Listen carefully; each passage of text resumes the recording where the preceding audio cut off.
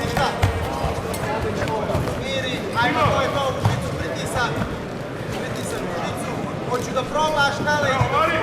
Jep. Za jednu nogu onda pokuć. Okreni sad na drugu stranu. Smiri.